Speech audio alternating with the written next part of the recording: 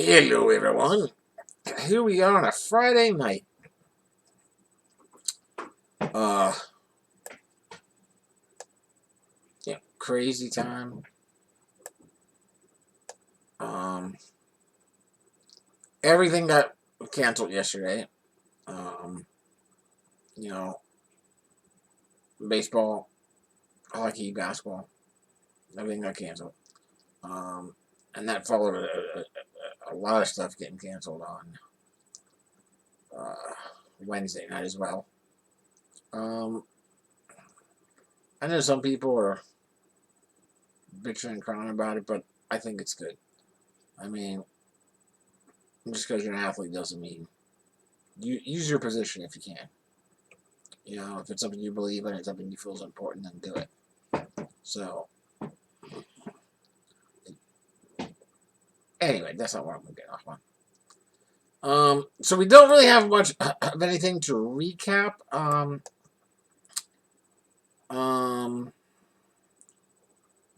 I had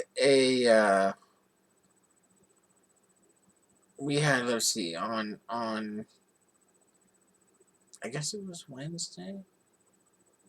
Yeah, I think it was Wednesday. We had yeah, all the NBA stuff got canceled on Wednesday.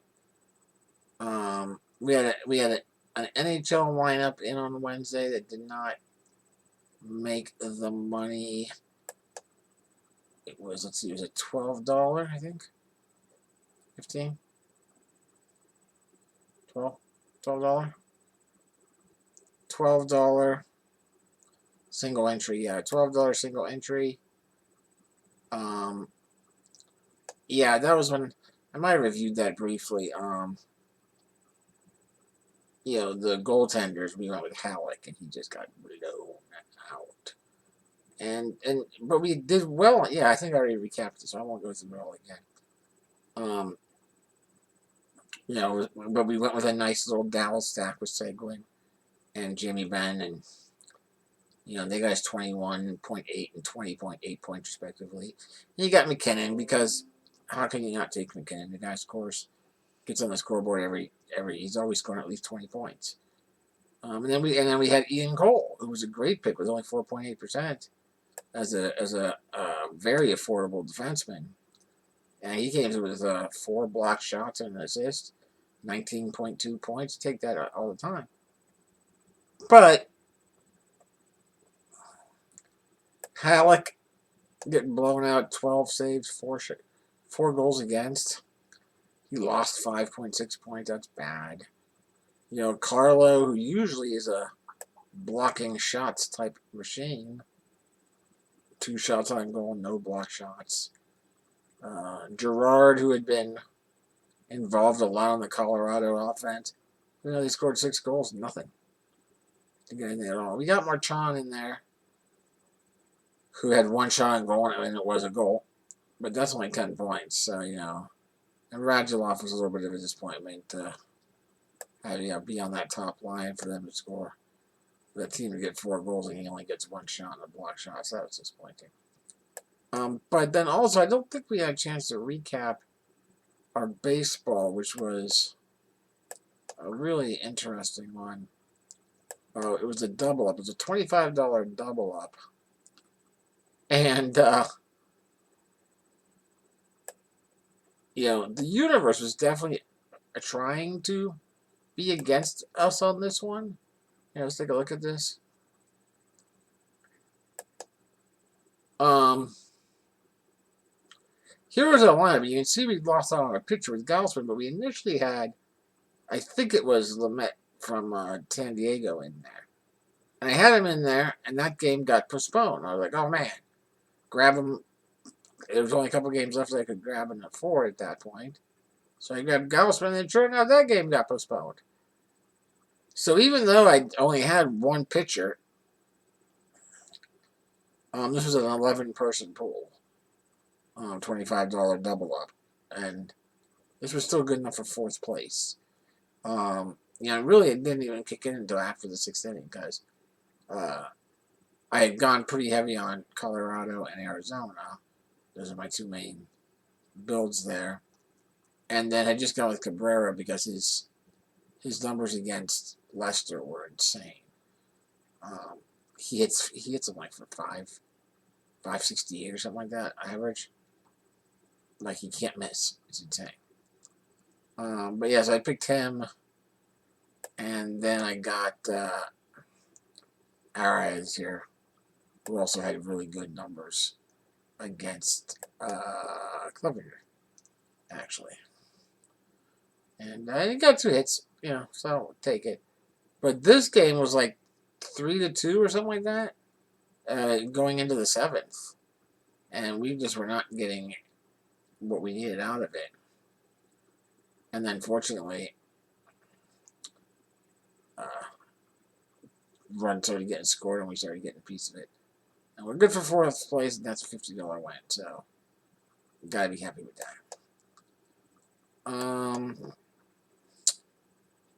Tonight, baseball came back, and we had the Xfinity race today. Fucking, I don't know if you saw any of the race or not, but who did we have here? I'll show you who we had. I'll show you exactly who we had.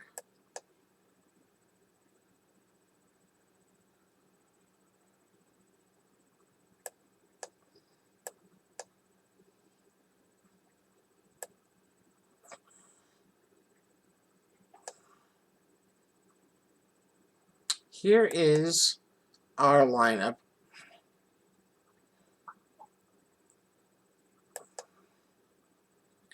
Who do we have? Yeah.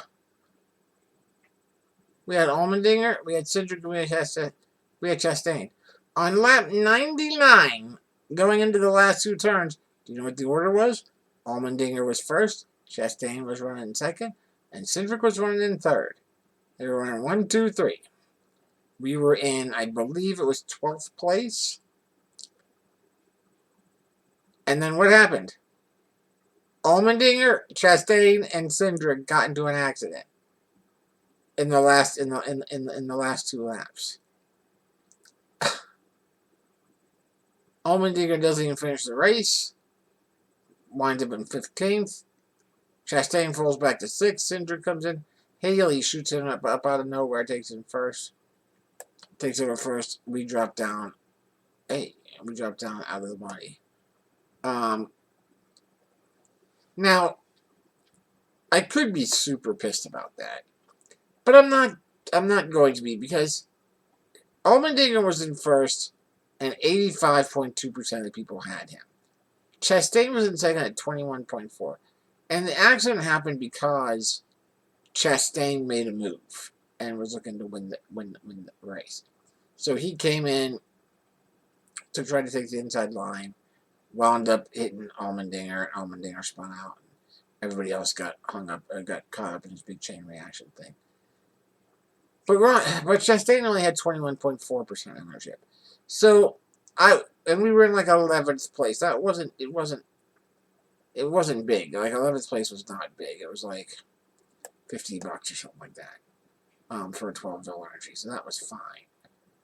Worst place I think was 1,000, something like that, which would have been great. But Chastain makes that move.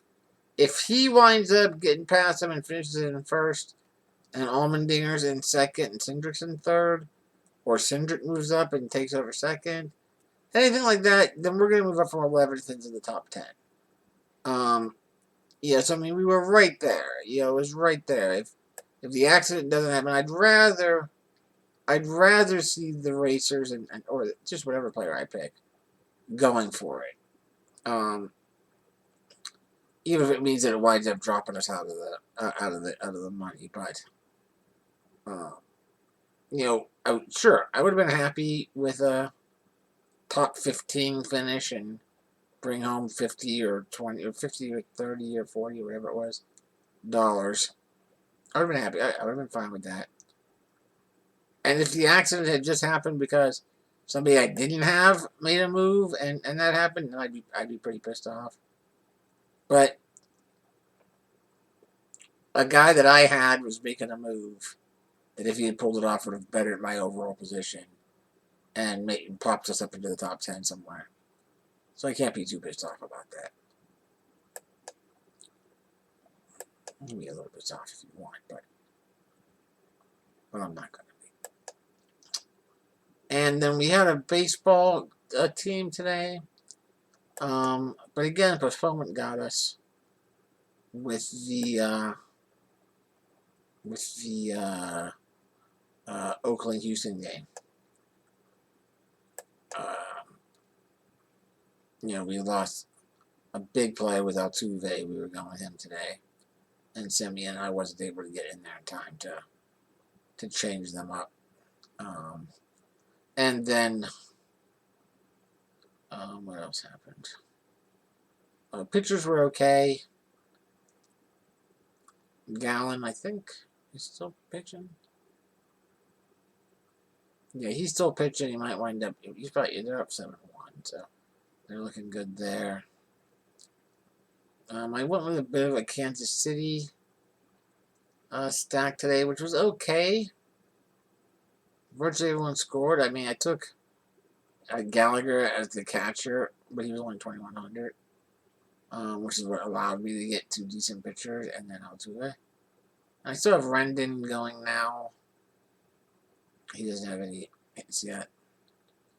And the rest of the Kansas City did okay. I mean, I had O'Hearn at first base for 2,400. He had 3 walks and a hit and an RBI. So 11 points for 2,400.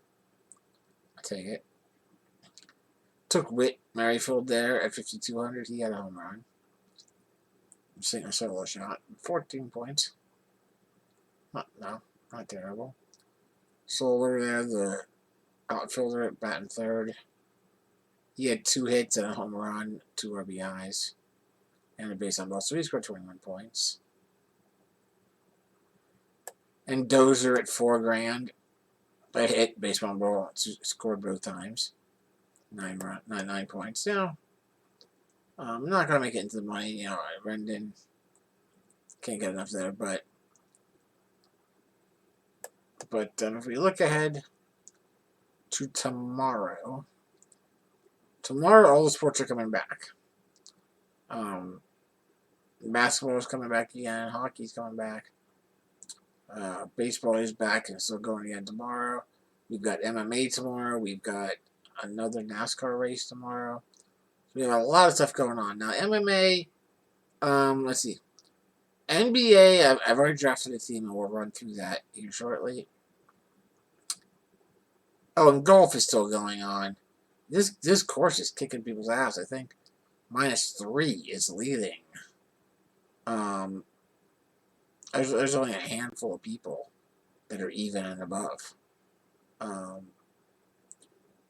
So we'll see. We'll see how that goes. I have 2 lineups there. I don't think there's any cut in this one. I think they play all the way through, maybe. I'm not sure. It looked like nobody was getting cut. But that'll still be tomorrow. So, basketball starts tomorrow at like 3:30 or something. Yeah, I think 3:30 is when basketball kicks off. So I've drafted a team there. MMA is at 6. And I've drafted a lineup there as well. That one I might change. Hockey has 3 games tomorrow. One starting at noon. The other 2 are at 8 o'clock and later. I'm probably just going to play those 2 late games. And then baseball is a full slate at 7. So I will be logging on tomorrow in the afternoon to run through and the NASCAR races at 7 something. So I will be logging on tomorrow to double check on the MMA stuff, touch base on NBA, touch base on golf, and then live draft my NASCAR, my baseball, hockey, and whatever else I might be missing. Also, I am doing a full live draft on Sunday at 8 p.m. Eastern. It's a league that I'm in with 12. It's a 12-team league, keeper league, 3 keepers per team. My keepers are Derrick Henry, Nick Chubb, and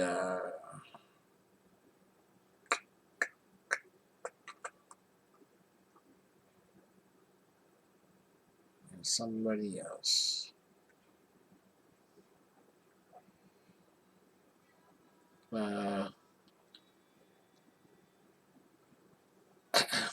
Somebody else. Pretty decent. But that's going to start at Sunday at 8 p.m. And I'm just going to live stream the whole thing. And we'll see. It's a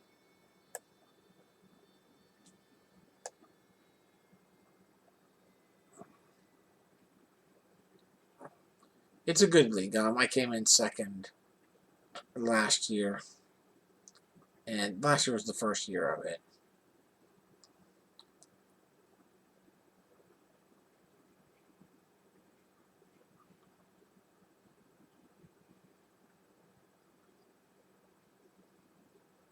Hopkins. Receiver Hopkins.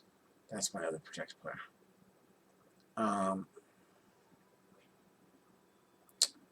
So let's take a quick look at what I'm looking at right now for the NBA tomorrow. I mean, the big thing right now in the NBA, I think, is with Lillard being out. Lillard out is going to open up a lot of options on Portland to get some value out of it. So, here's what I wound up going with here. Fairly heavy on the late game. Lakers, Portland.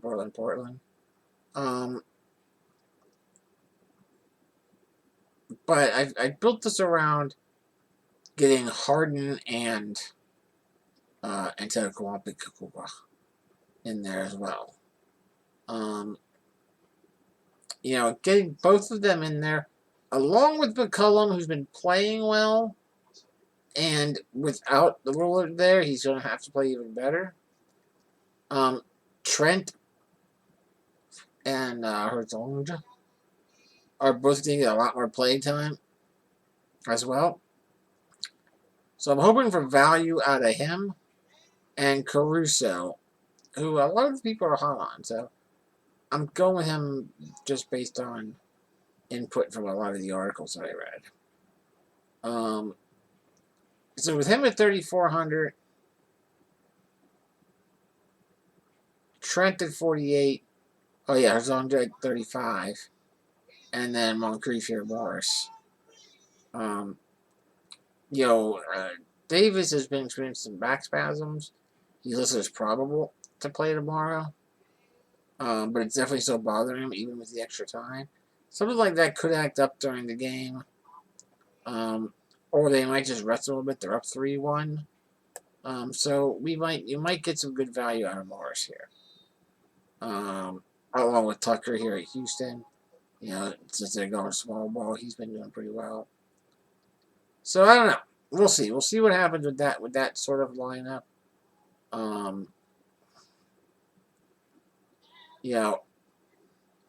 I just wanted to see about building a lineup with Harden and Giannis both in the line. Could you do it and make it competitive? So I'll be curious to see if this winds up being competitive. If either Harden or Giannis have an off game, then it's crap. But one or both of them, could score 70 points. If they both score 70 points, you got 140 points out of 2 guys. And then you look at McCollum. Maybe he gets you 50. You're up to 190 points already. Heck, you only need, out of your remaining 5 guys, you only need 25 points to go up over 300. So could happen. We'll see. I do like having Harden, Giannis, and McCollum there. But we'll see what happens tomorrow. So that's there. And then, taking a quick look at my MMA lineup.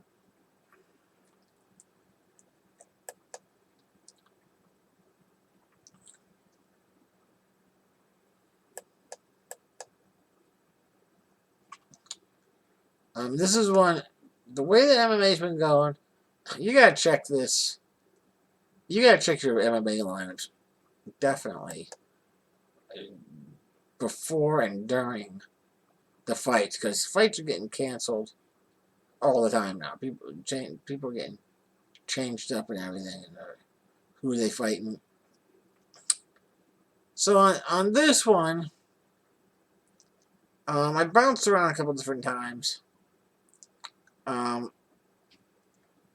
Taking Viana over Whitmire. I think everyone thinks Viana is going to be is more dangerous at striking as well as on the mat. This is the one that's a real. Is it this one? No. It's this one here, Detrico and Cummings. This one isn't really expected to be very exciting. It's expected to be a bit of a plotting sparring match type thing. But Detrico is actually the favorite, and he was priced down a bit at 7,800. So taking him and then taking Caceres here against Springer gives us the opportunity to take Ankalaev and Grasso. This one is supposed to be, Grasso is expected to be a pretty high paced match. A lot of striking, and hopefully we can get some points and maybe a knockout here. And then we're taking Rakic over Smith. Rakic's fairly heavily favored. The thought is if he can win this fight at all, but if he can do it impressively, he's gonna kind of give himself a shot at looking at those top guys. Maybe not a title match right away, but definitely be up there. So this is the 6 we're gonna go with right there. Like I said, gotta make sure you keep an eye on that going into tomorrow. Now, I did not get to do any streaming yesterday, so I'm going to do a quick double memory recap here. First, my memory for August 27th. It's Thursday, August 27th. That is day 52. And that was, my memory on this one is playing street hockey with the Servatius brothers.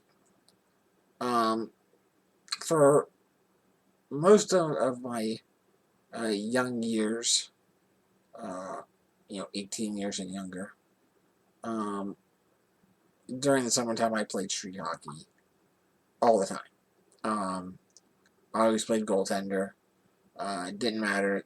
I didn't play it. It wasn't like a handicap league or anything like that. I just played with all the other kids. I just happened to be in my wheelchair, playing goaltender, which kind of provides some extra padding for the goaltender. It does do a number on the wheelchair, though. But yeah, so played it all the time. It was really, really fun. And as I've mentioned, I grew up in Johnstown. Anyone that's a hockey fan, like a real hockey fan, is probably familiar with Johnstown because of the Johnstown Jets from back in the 70s. And there was a movie made about it called Slapshot with Paul Newman. And that was filmed in Johnstown. Paul Newman was in Johnstown. And in there they were the Johnstown Chiefs. Well, in the mid-'80s, the Jets had gone away. The Jets were famous. If you don't know the Jets at all, the Johnstown Jets were in the I don't know. I think it was called the Iron League or something like that. And they became pretty nationally known for just the fights that they would get into. I mean, they got into these.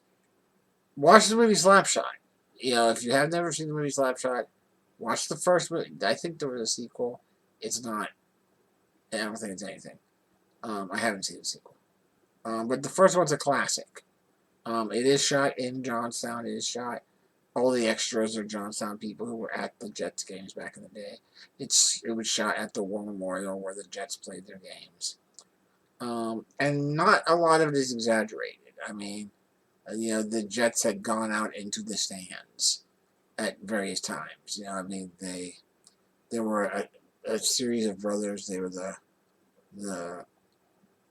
they were the Carlson brothers, but in the movie they were called the Hanson brothers. In real life, they were the Carlsons, and they were. I mean, and they played themselves in the movie, um, and it was amazing. Just watch it. They would go out and get into all these fights, and Bob Costas would tell stories about them. So anyway, the team, the league, everything went defunct when the steel mills shut down in Johnstown in the late '70s, early '80s, and then there was no hockey until the mid to late '80s, when a group of people got together and formed the Johnstown Chiefs, which was the name in the movie theater in the movie Slapshot. And there were a couple of brothers, again. Well, there were two brothers in this case. Um, they're Servatius brothers, Darren and Ron Servatius, and they played with the Chiefs. Never made it to the NHL or anything like that. They were mostly tough guys. They were mostly, they were not goal scorers.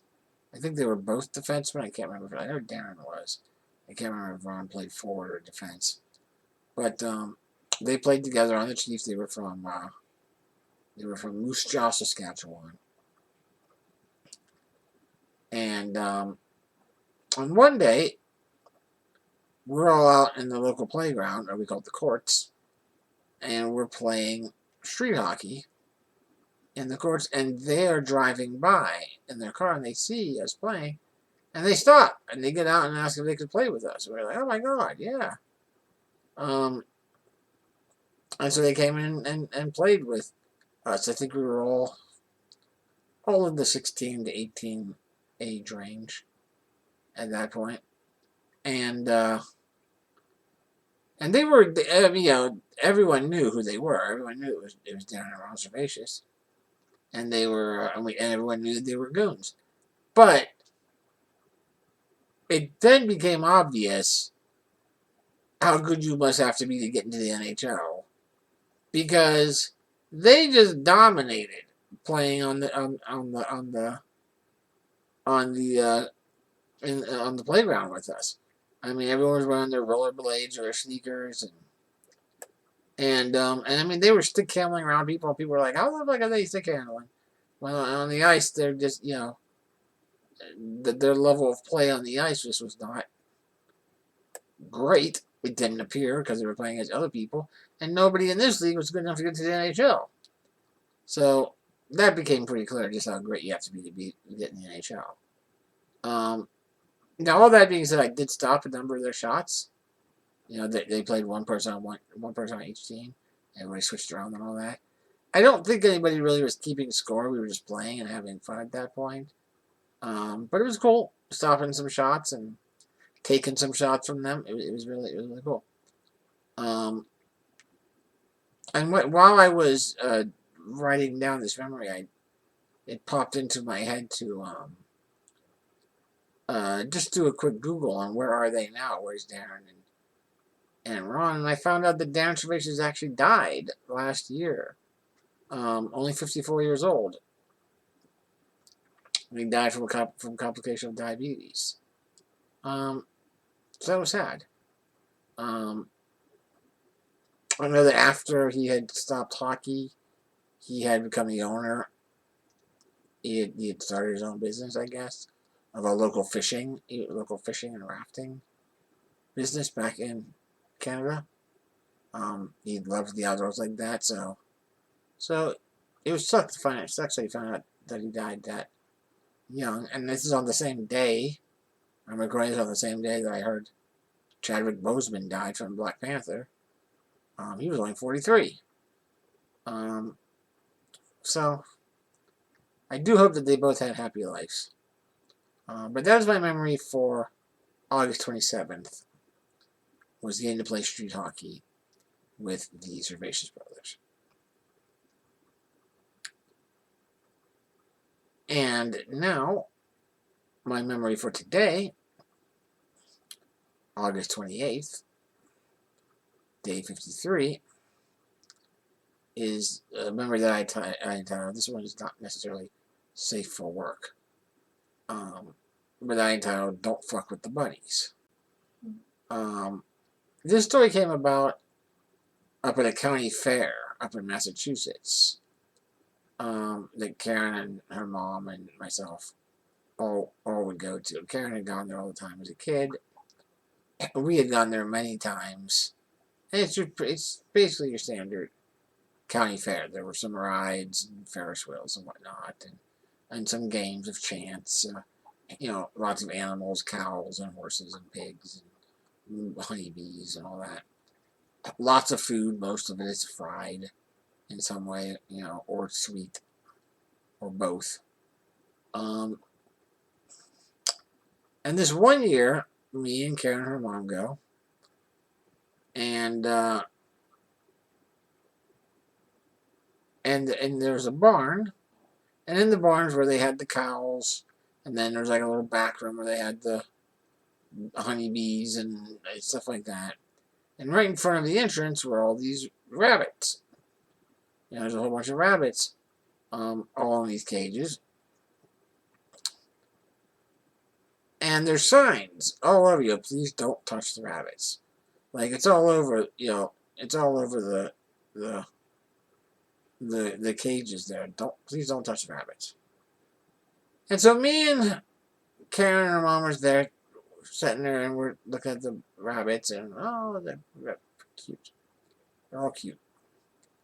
And so this family comes over. There's a boy, probably 9-ish, somewhere in the 9-year-old range. A mother and a father, so three members. And the father immediately starts poking his finger into the page. What? I don't know. Into the cage. He's poking his finger, and he's poking one of the rabbits. And at first it's like, oh, is he just looking to, pet the rabbit? Like, what's he doing? But then he comes up and he's sliding his other finger's thumb in as well. And he's he's grabbing the rabbit by the ear and just pinching the rabbit's ear. And the rabbit like would pull away and be like, ouch. But it's a rabbit, and it's in a cage, and it can't go anywhere. And he just kept on doing it. And we're looking at him like, what the hell is wrong with you? And so then he starts to pull the rabbit's ear towards the cage. And me and Karen and I are looking at each other, and she's looking at me like, I'm going to lose it here. And so he starts pulling the rabbit by its ear towards the cage, and he's kind of laughing. He's like laughing, like, hey, it's hilarious. And I look at him, and he's a fairly big guy. I mean, 6 foot, yeah, nothing. But he's a big guy. He's standing there, and I'm in the wheelchair, and I look at him, and I yell, "Hey, don't fuck with the bunnies!" And he immediately stops, and and the mother jaw drops. The kid looks at me like, what? And the father looks at me like all shocked. And he's like, what did you say? He says to me just like that. He's like, what did you say? And I look at him and I go, I said, don't fuck with the buddies. And he comes walking up to me, and Karen's there just staring daggers at him. And he comes walking up to me, and he says, like he's, like he's going to like intimidate me or something. And he comes walking up, like right up to me. He goes, "Hey, you don't know what you saw. I wasn't doing anything. You better watch your language."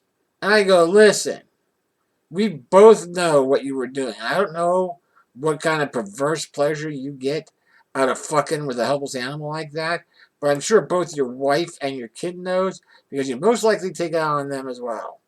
And the kid immediately like buries his face in his mom's leg, starts crying. The mom is like, looks like, "Oh my god," and the dad backs up like I just punched him in the throat, and he says, "You don't know shit." And I said, hey, I know, we both know exactly what you were doing and what you are.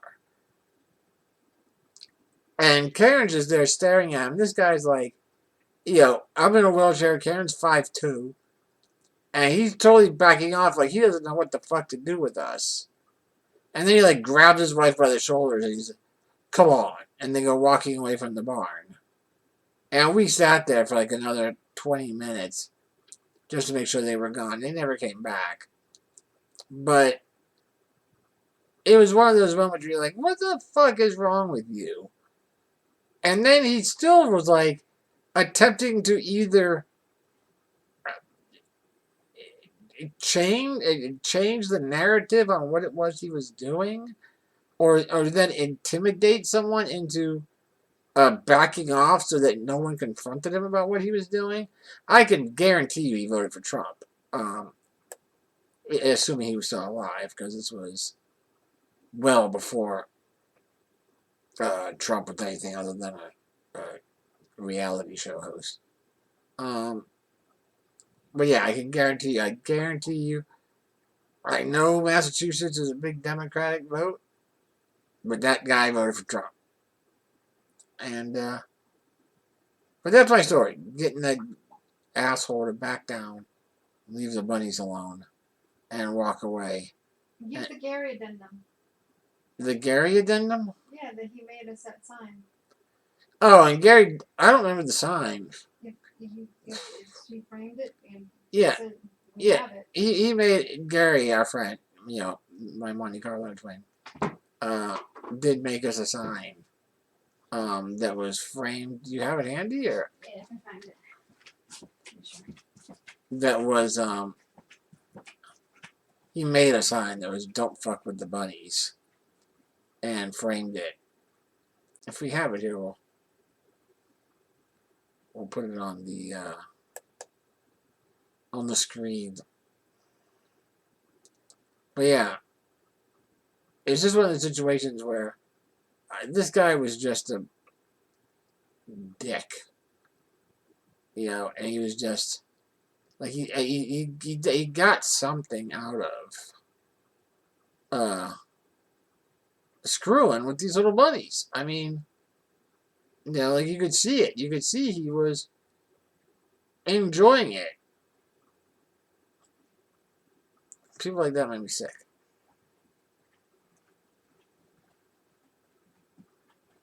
There it is. Oh yeah. Yeah, hold it here. Yeah, this was the sign that Gary made for us.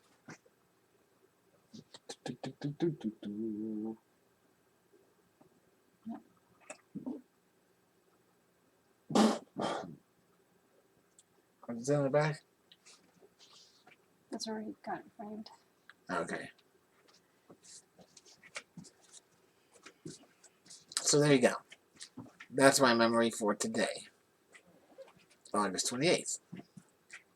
And we will be back again tomorrow. Until then, be safe. Keep having lots of fun. Keep on gambling no matter what. And good luck to you.